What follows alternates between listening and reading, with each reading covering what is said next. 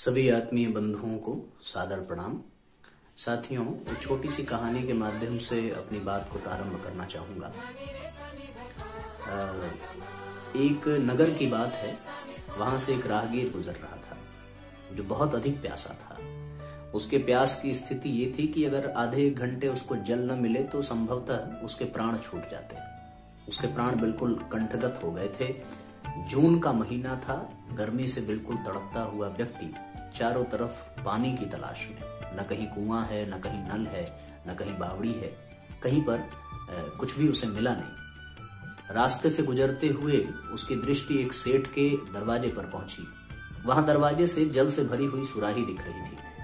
सेठ अपने काम में लगा हुआ था, बैठा था। वो व्यक्ति तड़पता हुआ प्यास से सेठ के पास पहुंचा और पहुंच करके प्रार्थना करने लगा कि सेठ जी, बड़ी जोर से प्यास लगी है, आप पानी पिला दीजिए। ये प्रार्थना करते ही अहंकार से दबी हुई गर्दन उस सेठ ने ऊपर उठाई और डांटते हुए उस व्यक्ति को कहता है कि कैसे चले आए भीतर भाई, किससे पूछ करके आ गए? यहाँ हम तुम्हें पानी पिलाने वाले लगते हैं? यहाँ हम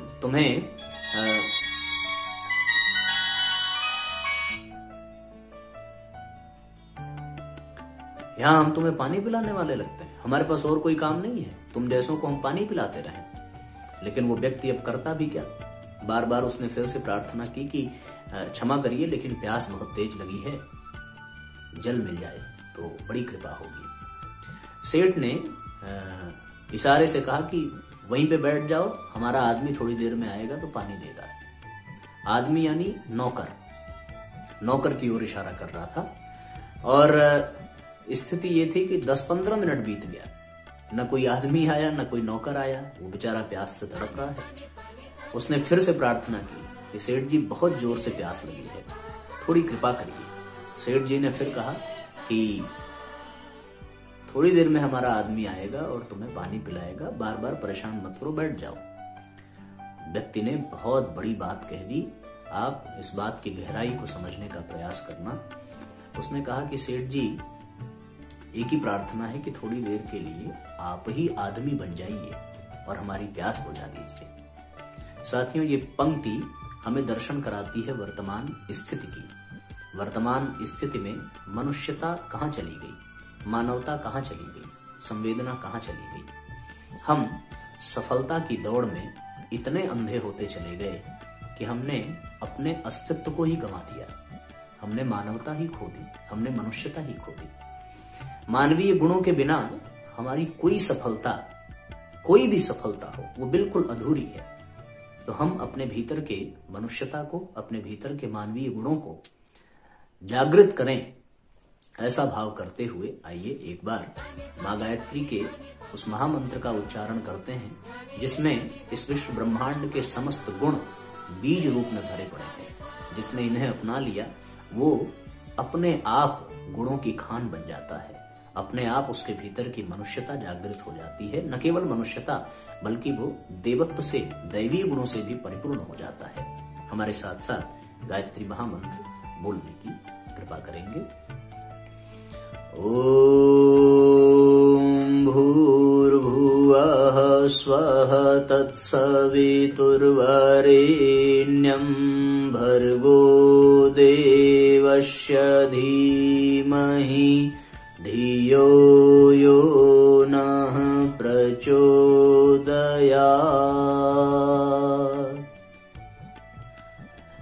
परम पूज्य गुरुदेव, परम वंदनीय माता जी के सूक्ष्म सानिध्य में उनको साक्षी मानकर उन्हीं के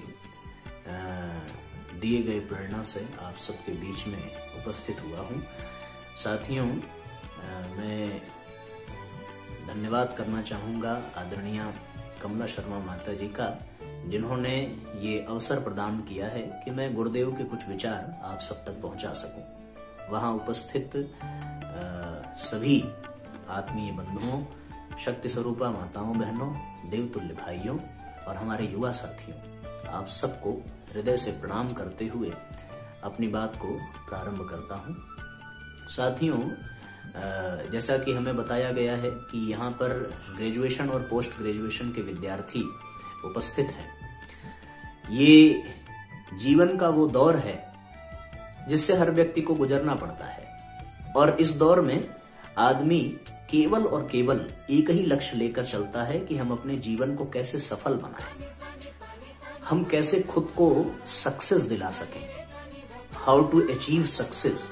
हम क्या करें कि हमें जीवन में सफल कहा जाए, हमें जीवन में सफलता प्रदान हो, इस दृष्टि से लोग हमें देखें। और इसके लिए सब लोग अपने अपने क्षमता, अपनी अपनी प्रतिभा के अनुसार पूरी ताकत के साथ दौड़ में शामिल हो जाते हैं। व्यक्ति दौड़ना प्रारंभ करता है और वो सफलता पाने के लिए जी तोड़ मेहनत करता है, लेकिन सफलता के जो प्रतीक हैं, सफलता के जो आयाम हैं, वो बड़े विचित्र जान पड़ते हैं।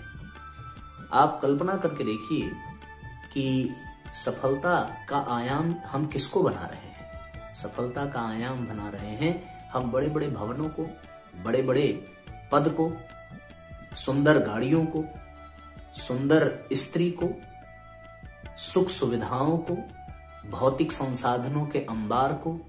हम लोग इसे ही सफलता का प्रतीक आजकल समझने लगे हैं। हमारे हाथों में एप्पल का मोबाइल हो, मर्सिडीज कार हो, एक सुंदर स्त्री से विवाह हो जाए, चारों तरफ बैंक बैलेंस हो, क्रेडिट और डेबिट कार्ड बिल्कुल पैसों से लैस हो, इन्हीं को हम सफलता कहते हैं। ये वास्तव में गहराई से चिंतन करके देखें तो ये सफलता का सूचक नहीं है। ये सुख सुविधाओं का सूचक हो सकता है, लेकिन साथियों सफलता का सूचक नहीं है ये। क्योंकि यदि ये सफलता का सूचक होता तो फिर न जाने कितने पैसे वाले आए और चले गए।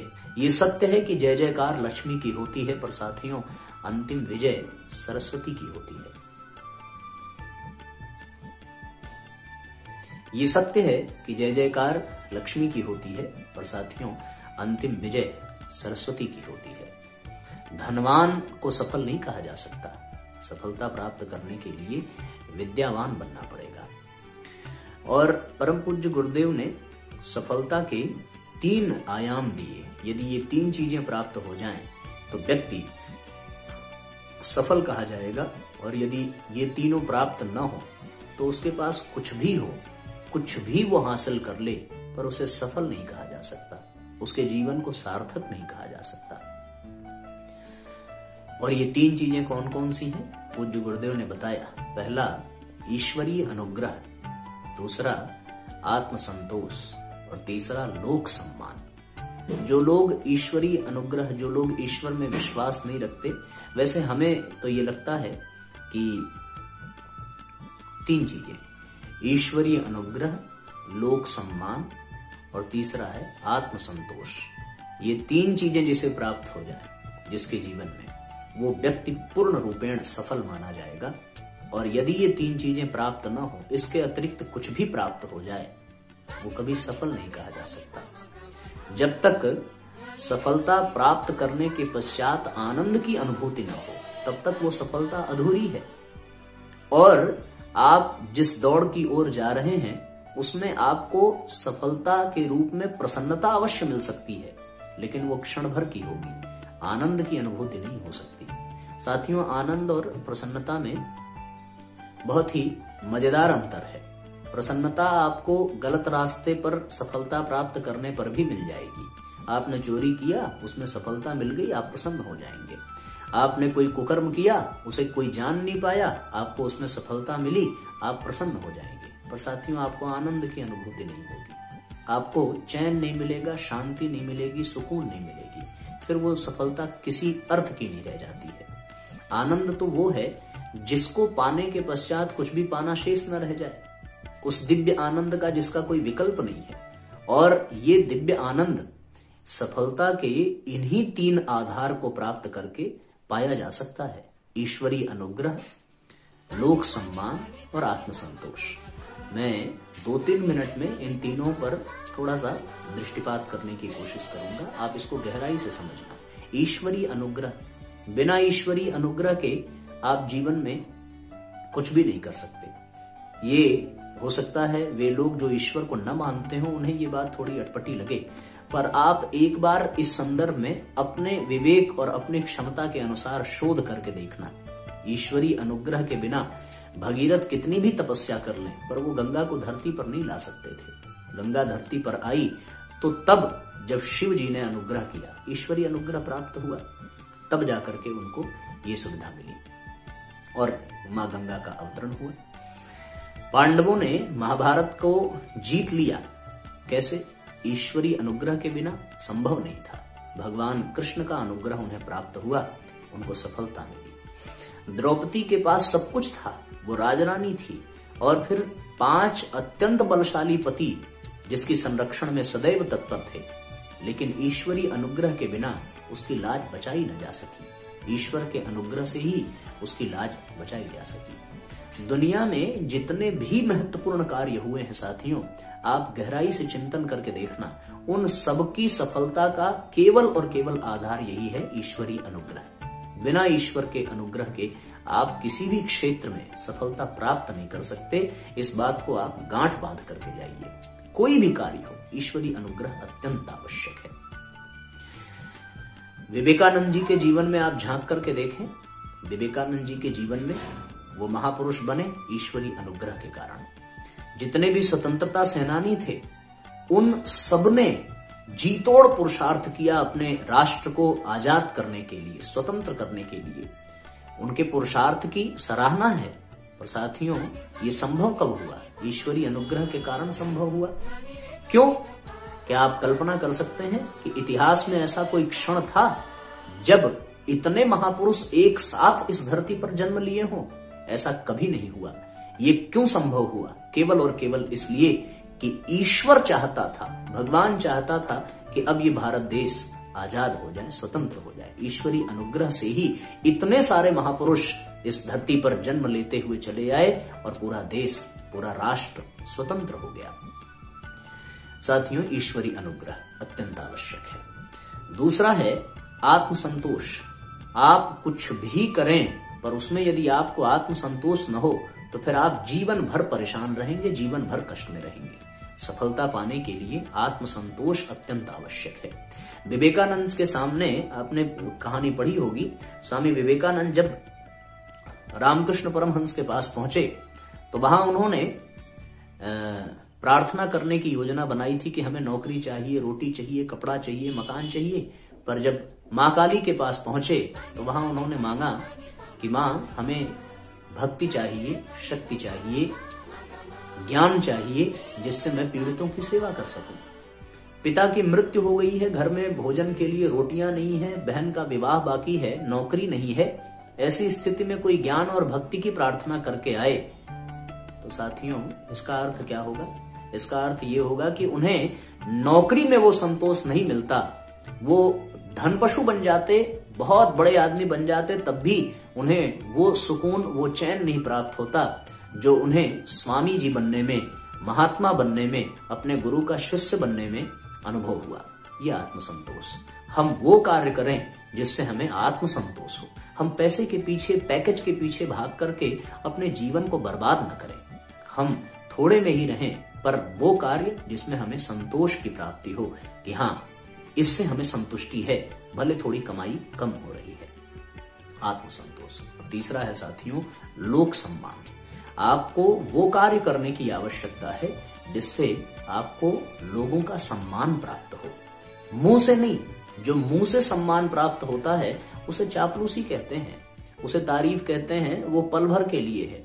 लोक सम्मान, मैंने शब्द कहा, व्यक्तिगत सम्मान चापलूसी हो सकती है, पर लोक सम्मान चापलूसी नहीं होती।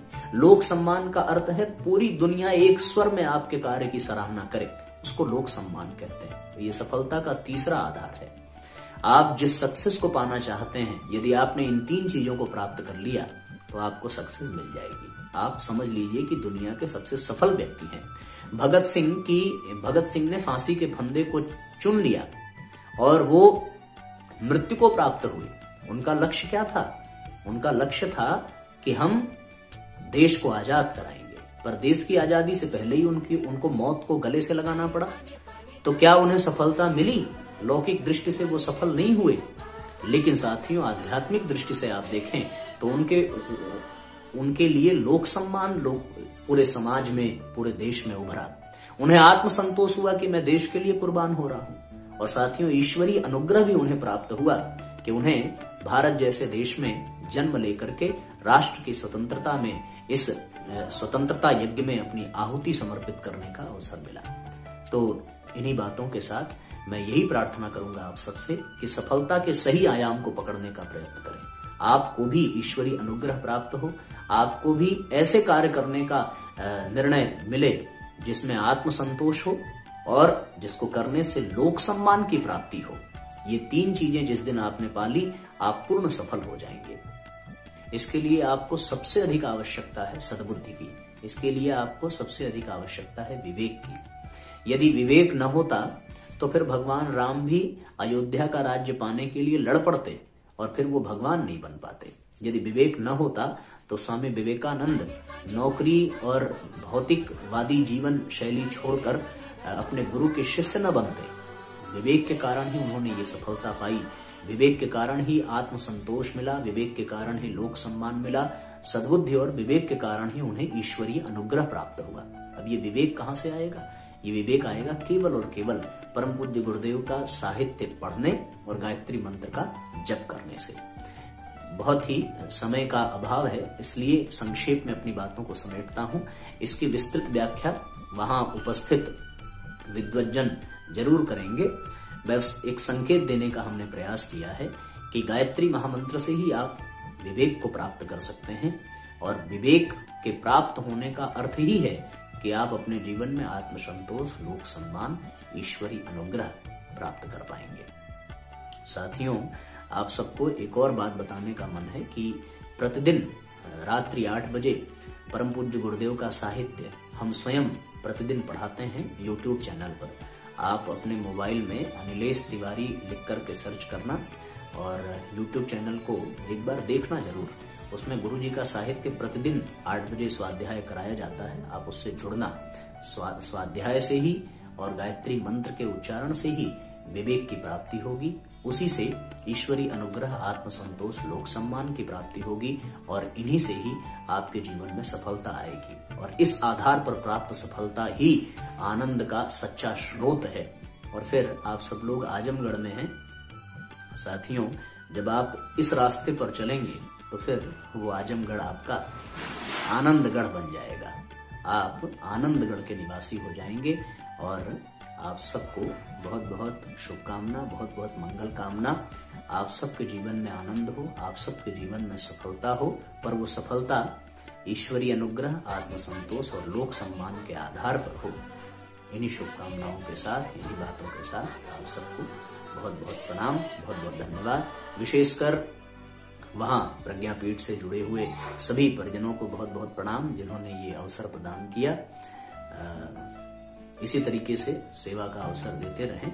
आप सबको हृदय से अभिनंदन।